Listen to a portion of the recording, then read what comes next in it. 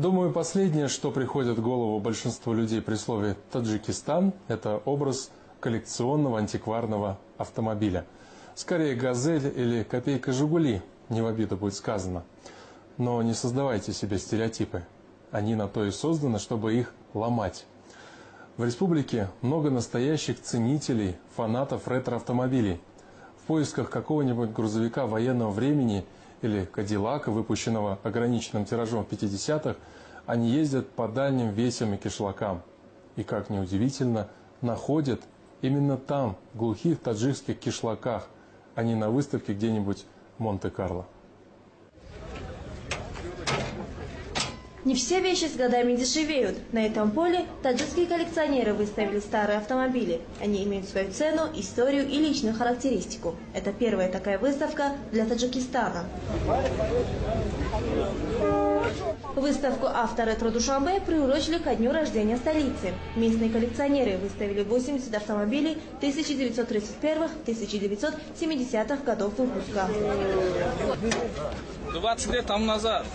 Самого старого железного коня пригнал Рахимджон Назаров из города Вахдат. Старые коллекционные машины – главная страсть братьев Назаровых. Здесь они представили 10 ретромобилей, а всего их в семье 25. Временно я мотор чему дагимча. «Опель Адмирал» – старейший и самый дорогой автомобиль в стране. Особая гордость Назаровых. На сборку и ремонт Рахимджон потратил почти 20 лет жизни. Но какие-то запчасти не может найти до сих пор. Для «Опель Адмирал» найти запчасти очень сложно. Какие-то мы приобретали за рубежом, некоторые переделывали сами. Сборка таких автомобилей – очень тяжелая работа, требующая терпения. Сейчас осталось немного доделать. Как все закончим, тогда подарим городу. Абдушукур Одинаев никому не собирается дарить свой боевой автомобиль, не думает и о продаже, хотя ему постоянно предлагают хорошую цену. Это бронированный автомобиль, на нем в советское время ездили только первые лица республики. Советский лимузин, так называет свой автомобиль Абдушукур. Когда он его покупал, у него не было ни мотора, ни карбюратора, ни кардана. Коллекционер собирал каждую гаечку по всему бывшему Союзу и сделал все собственными руками. Лимузин по всем меркам раритетный. Эту марку выпустили в 30-х годах в количестве всего 12 штук.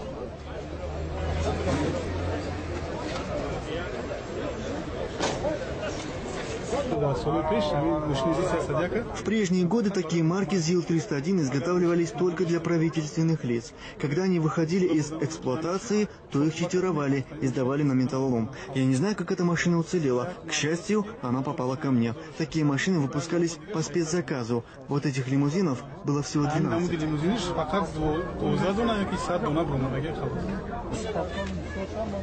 Выставка коллекционных автомобилей стала неожиданным подарком для неизбалованных душанбинцев. Видя такой интерес, власти города предложили клубу ретроавтомобилистов помещение для их драгоценных антикварных экземпляров. Антикварными автомобилями в Таджикистане владеют и министры, и простые смертные. Это особая национальная любовь. Попавшие на выставку, иностранные экспаты не скрывали удивления, что в такой небогатой стране есть такие авто и такое сообщество коллекционеров-фанатиков.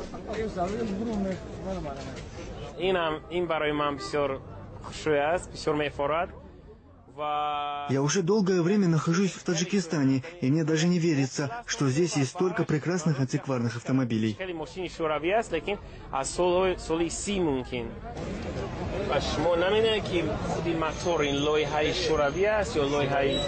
Англичанин Дэвид Харпер в Душанбе впервые увидел модель старой европейской машины. Это знаменитый «Опель», который делали на заказ для первых лиц государств.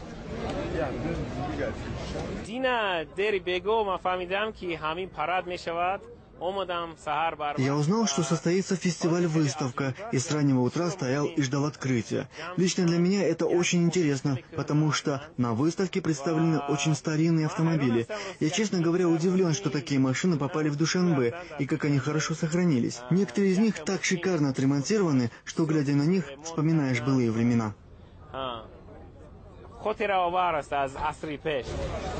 Владельцев коллекционных авто мало интересует их функциональное предназначение. В данном случае машина как раз роскошь. Для них важнее возраст и история. Автомобиль Рустамбека Рауфова привлек всеобщее внимание именно своей историей. Вездеход ГАЗ-67Б – военная машина. В годы Великой Отечественной войны на ней ездили генералы армии и в силу технических характеристик разведчики. Такой больше ни у кого нет, говорит хозяин.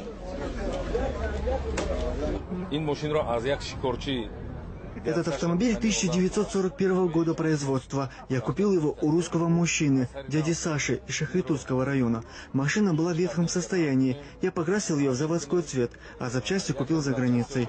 На ремонт ушло 3 года. Над ним 1 год и 6 месяцев работали 3 мастера, а потом еще 3 мастера около 1 года и 8 месяцев. Я готов потратить столько средств, сколько потребуется для полного ремонта, потому что на таком ездили только генералы. После войны каждой советской республики раздавали по одной такой машине, и тогда на них разъезжали чиновники. Владельцы хвастаются, что их автомобили могут стоить и $100 000 и больше. Но специалисты говорят, что пока это все же хобби для избранных. Вот и на первой выставке «Авторетро Душанбе» ни одной сделки не заключили. Люди предпочитали фотографироваться на фоне красивых машин и заглянуть внутрь. Но вот про цены никто не спрашивал.